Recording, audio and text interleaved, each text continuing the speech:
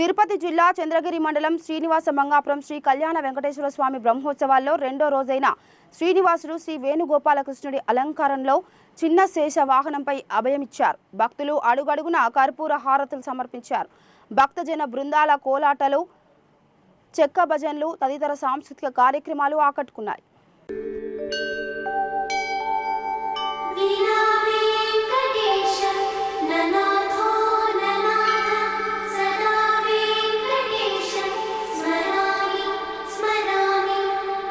తావళీ లలిత కంఠముదారహారం పీతాంబరద్యుతి విరాజిత దివ్యదేహం శ్రీవేంకటేశమజమాత్మని సన్నిధత్తాం.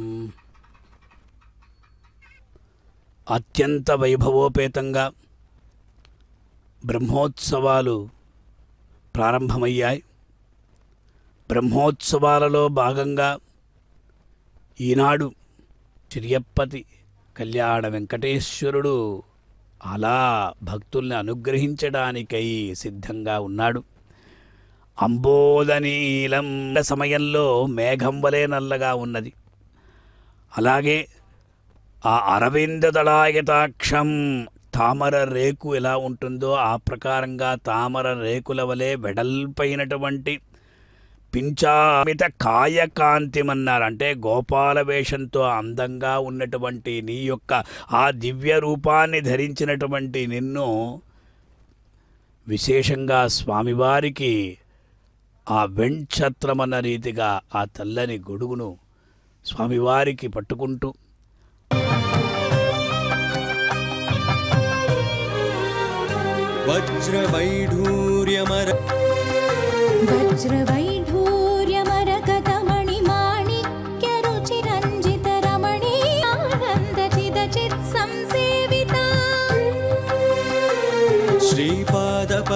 కూడా కరిగాయి కదా స్వామి.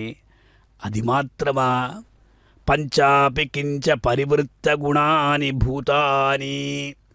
లోకంలో పంచభూతాలు గుణమేమిటంటే గంధవత్వం, అంటే గంధాన్ని కలిగి ఉండడం. ఈ తేజస్సు అనేది ఉష్ణస్పర్శాన్ని కలిగి ఉంటుంది. వాయువు అనేది రూపరహిత స్పర్శాన్ని కలిగి ఉండేది. ఈ ప్రకారంగా గుణాన్ని కలిగి ఉండే. ఎలా జరిగిందంటే ఎప్పుడైతే భగవంతుడు అలా వేణుగానం చేస్తూ ఉన్నాడో ఆ సమయంలో శిలలంతా కూడా అది కరిగిపోయాయట. అది మాత్రం కాదు, పంచభూతాలంతా కూడా తమ యొక్క సహజ గుణాల్ని విడిచిపెట్టాయట. ఆ గానాన్ని ఎవరు వెంకటేశ వాహనంలో వేంచేసి ఉన్నటువంటి ఆ సుందరమూర్తి అయినటువంటి కృష్ణమూర్తిని మనం అది కూడా ఆ వేణుగానం చేస్తున్నటువంటి శ్రీకృష్ణ స్వామిని మనం దర్శించుకుంటున్నామంటే ఎందుకండి? అన్నీ కూడా ఈ కరచే కీర్తయ కేశవం మురరిపం చేతోభజ శ్రీధరం పాణిద్వంద్వ సమర్చయ అచ్యుతకథా శ్రోత్రద్వయత్వం శృణు అనిగద ముకుందమాలలో కులశేఖరాళ్వాళ్ళు చెప్పారు. అటువంటి అహంకారాన్ని ప్రదర్శించడానిక కాదు కదా. ఎందుకు అంటే ఆ శిరస విశేషంగా శ్రీనివాస మంగాపురానికి వెళ్ళి భగవంతుని దర్శించుకోలేకపోయినా కూడా